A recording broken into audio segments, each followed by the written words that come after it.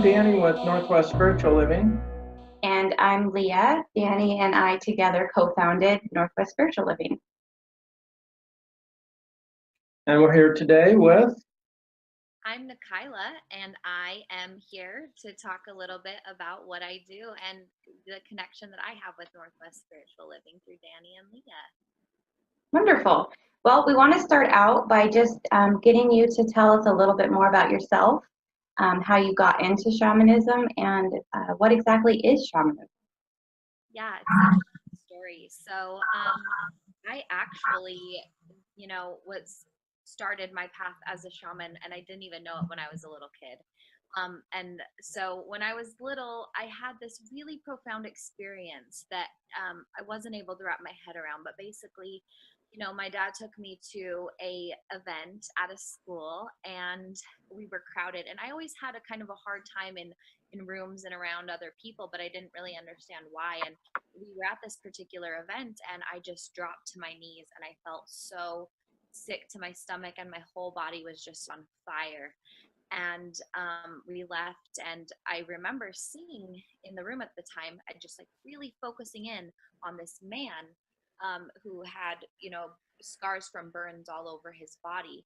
And I went home, and I was an avid journaler as a kid, so I journaled about this. But what happened that night was I stopped feeling things completely. Pain, physical pain, emotional pain, any sort of pain. I just stopped. My whole body blocked it for the next 15 years, actually.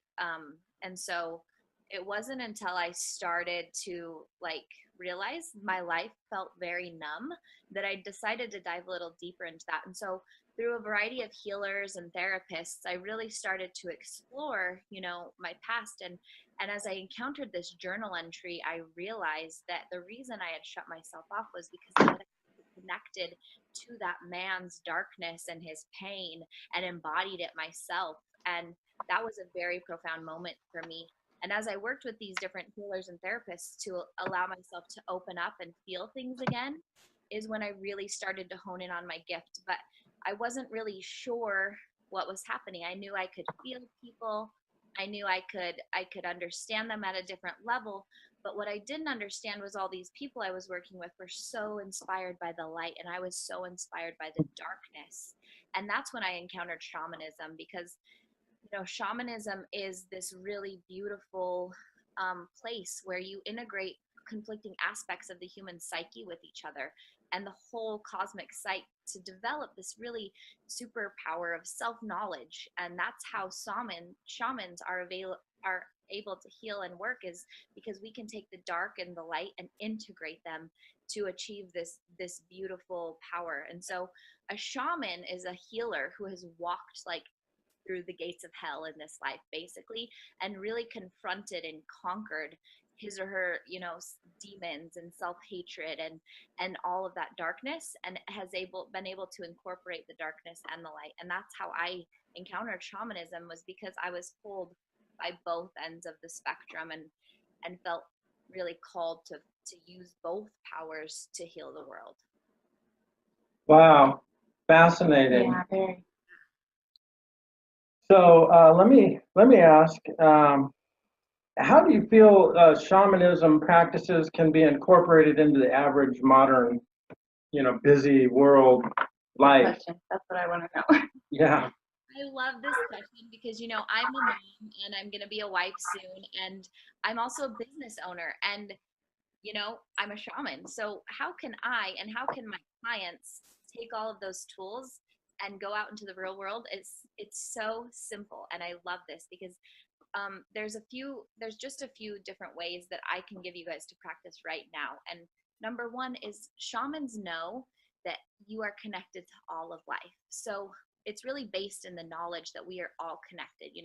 We are all one, and you can tap into source or energy or God at any time by just sitting still, closing your eyes, and noticing your breath. And that is a key part of shamanism, is really realizing I am connected to everything around me.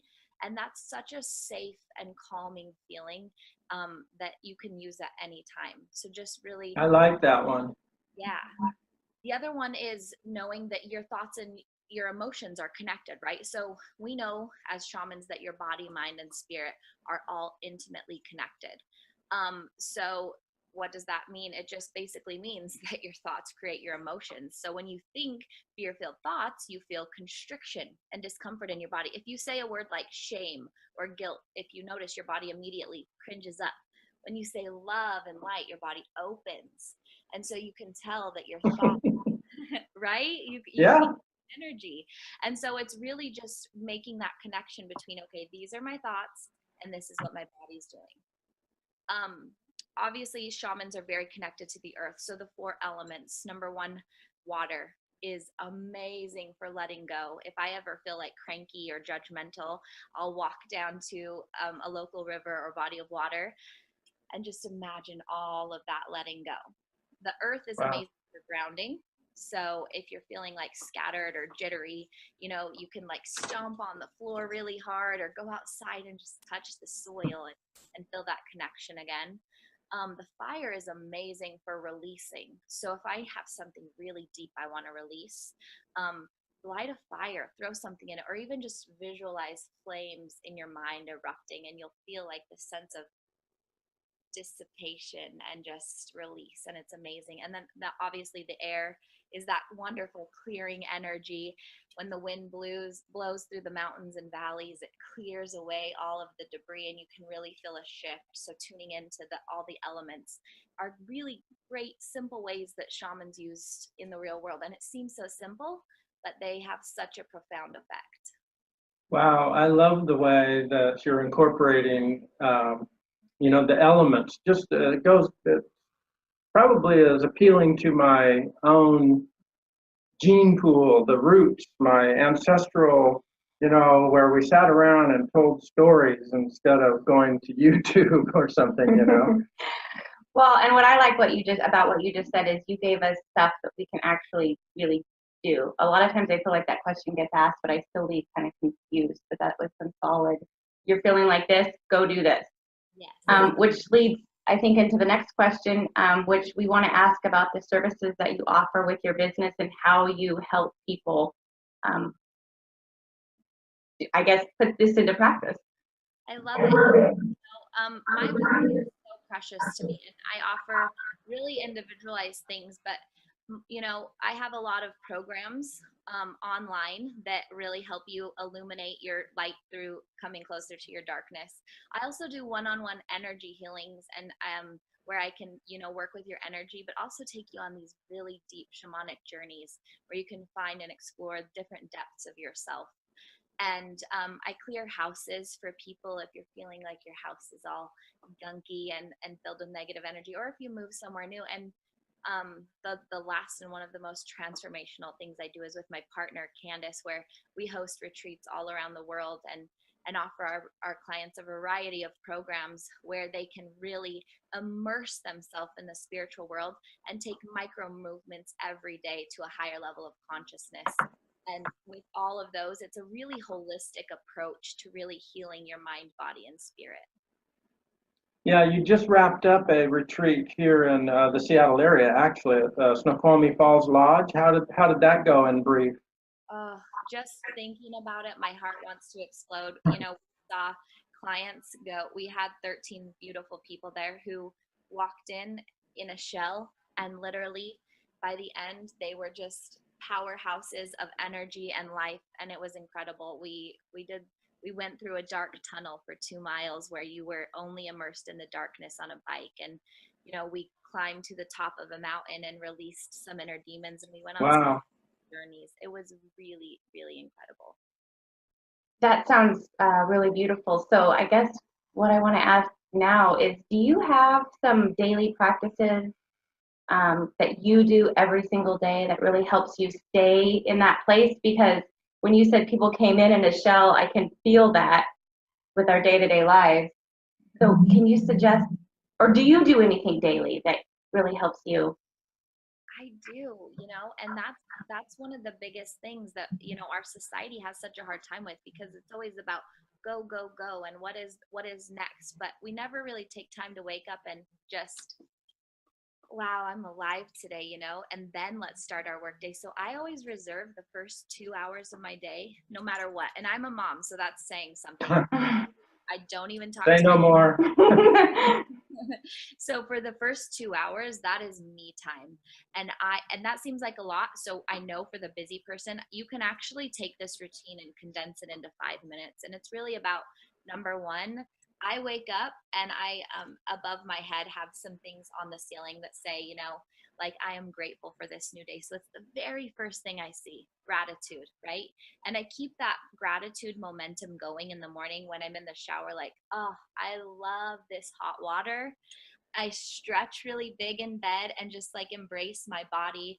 And I really just touch my heart for a minute and just, I'm so thankful for this body that I have in. And it seems really simple and maybe even a little woohoo, but if you try it, just the gratitude part, your life will radically change. And then what I do is I set some intentions for the day for how I want to feel, not what I want to accomplish, but how I want to feel that day. I want to feel inspired. I want to feel exquisite. I want to feel happy, you know? And then I will sit and I get grounded. So when I get out of bed, I stomp my feet really hard and I'm like, okay, I'm here. I'm connected to the earth. And I breathe and I pour out my heart in prayer as I'm walking around, just like, thank you, Source, Earth Mother, for all of this guidance. And I continue getting ready from that place of gratitude. And it's really that simple, is waking up with the intention to have those good feelings throughout the day.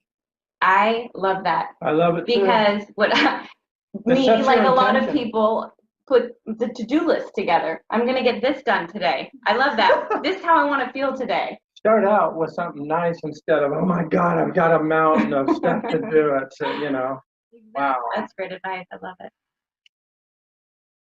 So maybe you could describe some typical things that would go on at a Nikyla event. You know, you have some upcoming events, and but yeah, what's kind of some average things that go on at a Nikyla event? So, you know, I'm really excited about an event that we have coming up with Northwest Spiritual Living that I'll talk about in just a second. But if you want to know like general stuff at an event, is you can always expect magic and wonder and always expect to be pushed to a greater depth of yourself. I am a nurturer, but I also am someone who will push you. I'm not afraid to kind of poke you and push your buttons and say, let's go a little bit deeper. And so one thing you can always expect from one of my events is to walk out with a deeper knowledge of who you are. And so if you don't mind, I'd love to talk a little bit about the next 3 events I have coming up. Yes. Yeah, that's actually that's one of the things we were going to ask about. So yes, we'd love that. It's called the Sacred Shamanic Circle, and it's a 3-event summer series, one per month. The first one is coming up June 19th, Tuesday evening, 7 p.m. to 9 p.m., and you can find out details on our website. But go ahead, yeah. This it just makes me so happy to think about it, and I'm so grateful for you guys for hosting this, because this is so important for people of all spiritual levels, and I really encourage anyone who's coming to try to attend all 3, because basically we are going deep within ourselves and discovering our intuition. And we're going to start out at session 1, you know, with just the foundations as we dive in, and we're really going to activate the root chakra, which is our connection to the Earth Mother. And that's where we're really going to feel that fire and that root energy coming up as we kind of explore all of the different things that make us who we are. And we're going to take a break after that to reflect. And then, you know, a month later, my next one with you guys is July 24th. And that's when we're really going to synergize everything together as we really embody that second chakra, and we enhance our creativity and our sensuality, and we take all of this wonderful power from the cosmos and just bring it inside. And it's going to be even more powerful because we've already activated that root chakra at the base. And that's when we'll lead into the August event, where is session 3, where we really wrap it all together and we really harmonize all 3 of our base chakras together to just create this synergy and this expansive energy that takes us to that higher level of consciousness. And as we do that, our intuition is just going to explode, and we're going to feel so connected with everything that's happening around us. It's a really powerful feeling that comes from these events. Wow, I can't wait. Me too. I'm excited. We get the benefit of being there as hosts, so that might be my favorite part of what we do. So, okay, well, I want to thank you for taking the time to share with us your journey and what people can expect and how you can help people, be in the world, especially with shamanism. That's near and dear to my own heart. I have Hopi Indian roots in my gene pool, and those are really speaking to me these days. So shamanism, I'm sort of re-embracing that a little bit. So thank you, Nikyla. Yes, thank you, Nikyla. I really